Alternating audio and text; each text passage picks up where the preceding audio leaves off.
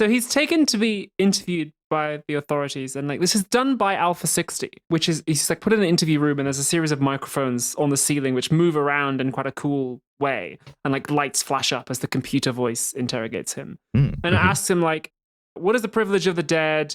What is the distinction between knowledge and love? Like, do you imagine yourself as a detective when you jack off? Like, just ask him a bunch of like really esoteric questions. Like, savez-vous ce qui transforme la nuit en lumière? La poésie.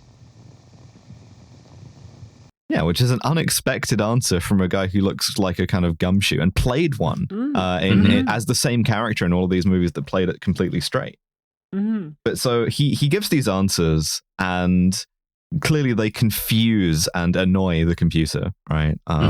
Because the next thing is he speaks to one of the scientists who says, oh, it's trying to figure out what you're saying, but in the meantime it says to give you the tool, essentially. Yeah.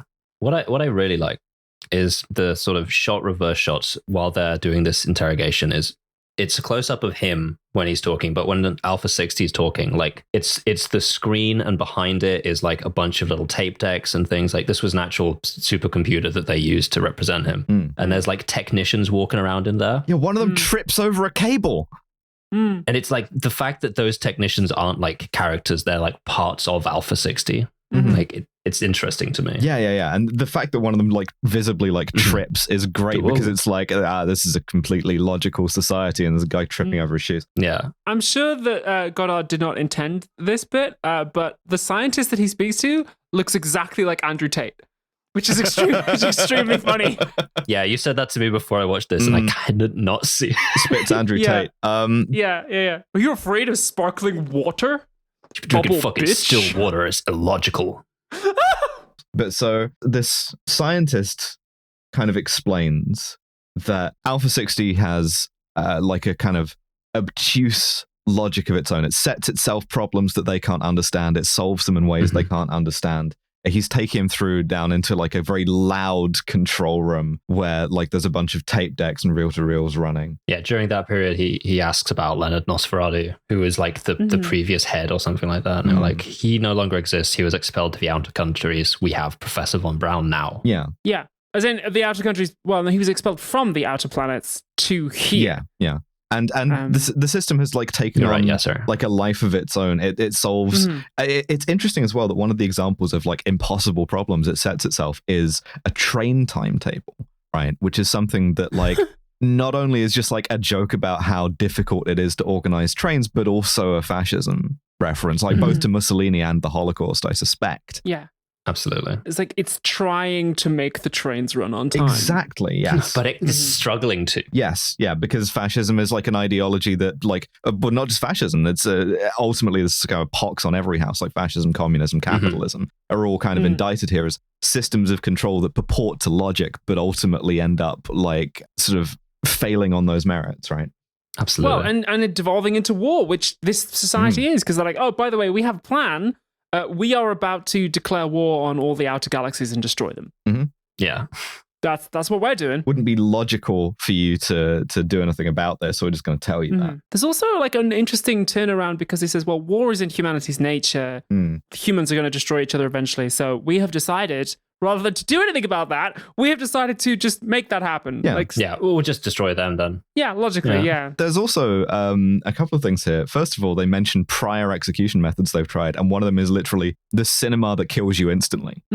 They used that as a mass execution method when like the first like refugees rolled into Alphaville as it was becoming a scientist utopia. Is where they were like, we had a theater set up where you would get electrocuted halfway through a movie and all the seats would like rotate like Professor Evil's shit to like drop you into a fucking incinerator below. Absolutely. I don't know. I think I'd notice if people went to the cinema and then never came back. Do you remember that thing that's like killjamespunk.com/live if you would like to be electrocuted and dumped into an incinerator. Please touch your hand to the metal plate. Yeah, no, do you remember that thing that's like, because a computer can never be held accountable, a computer must never make a management decision? Yeah, I remember that. I think I might be the only person left who does. What Alphaville has done effectively is to invert that so completely that what they're left with is, because a computer can never be held accountable, only a computer should be allowed to make a management decision, right? it's very evocative of a lot of stuff around AI as well, right? Where it's like, its processes are deliberately obscure to us, right? But we trust that they're logical, so we're just going to do whatever it says, however like inhumane or ridiculous it is. It's funny the degree to which, like, going back to these Euro spy movies, like watching movies from like the 50s and 60s and 70s, you're like, oh, every problem is the same problem still. Like, they're all still so current, even though this is like a black and white movie from the French New Wave. Like, yes, yeah. Alpha 60 is like, put glue in your mac and cheese, eat one small rock a day, and I have burned an acre of the Brazilian rainforest to tell you this. And so while it does that, it generates an image of like Shrimp Jesus, and it's like, I still can't figure out what the fuck you're talking about poetry. So I guess you're like free to go while I do. Yeah, I'm going to figure this out. You can wander around, but we'll get you when I've got some ideas. There's a great detail because he goes back to the hotel and it evokes a Philip K. Dick story about a door, actually. There's a newspaper machine. You know the thing. You put in a coin and you open the thing and then you get a newspaper out, right? The thing just says, please put in like one coin. And it's just a perfect box. He puts in the coin and all it dispenses is a little card that says, thanks. Really good. That's the funniest fucking thing in the movie. It's perfect. And like, just as a like example of technology, but also it's like, if you look at it functionally, what they've done is that's an automated beggar, right? Like it's a sort of like part of urban life that has been replicated with technology. Yeah, that's so funny. God, that's so good. You seen that joke about Philip K. Dick where it's like Philip K. Dick novels are just like, thus I digitally sow my wild oats backwards, and then the movie is just like, killer. So they bundle him back into the same podcast studio, the same interrogation room. And yeah, and Alpha 6 is right. I've had some more time to think about this. And I got some ideas. I've been fucking buffering about this. You are a secret agent, Agent 003, making this whole movie one elaborate 009 scene. And yeah, you've been sent here to destroy me and to destroy Alphaville.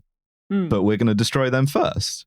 He has a great line where he says, I refuse to become what you refer to as normal. And once again, I've written, so it's just like being trans in Britain. A lot of this is very much. It absolutely is, because Alpha 60, with the kind of like technological confidence, is like, well, obviously we're going to like fight the war. We're going to win the war. I've gained the whole thing out in my head. And with the complete assurance of like the labor right or any kind of like authoritarian, it's like, you know, failure is impossible. Yeah, we've fucking mathed this out, right? And like opposing it is just like stupid for you to do. And this is the thing, because of the value of stupidity and the kind of valor of it. What Caution says is the kind of like tentpole for the whole movie. I think he says, lutterai pour que cet échec soit possible. Really good. Yeah. And Alpha 60 is like, it's kind of a paper Joint tiger action in this sense, because it's like, you can't fucking get out, the door's barred anyway. But because just breaking through the door would be illogical and cinematic and filmic and contrived, he just fucking kicks the door down. Yeah, because they haven't taken his gun. Yeah, he's just like, actually, it's all right, I got a key. Yeah. They haven't taken his gun because they were like, well, obviously he's not going to fight because that would be illogical. And it's just like, no, I'm going to fucking do it. He just walks out and fucking like domes all three of them off with the gun. It's like, all right, well. It's actually like shockingly violent as well. We see like blood coming from like their heads and stuff. And again, all shot very, I would characterize it as strangely, dispassionately. Yeah, you know? Absolutely. He asks Alpha 60 a riddle, which is comprised of some of the lines from the poems that were underlined earlier on. And we see it like beginning to consider this. Yeah. Poetry. Yeah, you hit it with the fucking the logic bomb is what it is. And there's another one of those coming on because he gets down to the lobby. God, I've forgotten the word for that. Carry on. Paradox. Motherfucking paradox. There it is. Yeah, people are moving different. They're like falling over in the corridors, like shuffling along the walls. Because like Alpha 60, having been unable to solve this riddle, is now coming apart along with everyone in town and along with the film itself, which is starting to flip into negatives. Yeah, because their thinking is like so adapted to Alpha 60s when they don't have that kind of logic. When you know the machine breaks down, so do they, right? And everybody else has like allowed themselves to become so inhuman that they're going to be destroyed by forces greater than they can possibly comprehend. And because they've been fucking. Yeah, and because they don't have the like strength of will to like create new definitions for themselves. They don't have like the Wikipedia. It's because the individual self has been lost to the citizens of Alphaville, which is broadly true, right? It's better to say that they can't create new definitions. Yeah. And he gets her to define love. He gets her to, without his help, on her own. Yeah. Because she says, like, you're looking at me like there's something that you want me to say, but I don't know what it is. And he's like, I can't tell you. You have to get there yourself. Otherwise, you're just as lost as the citizens of Alphaville. Yeah. And she slowly puts it together that she loves him. Yeah, and she says,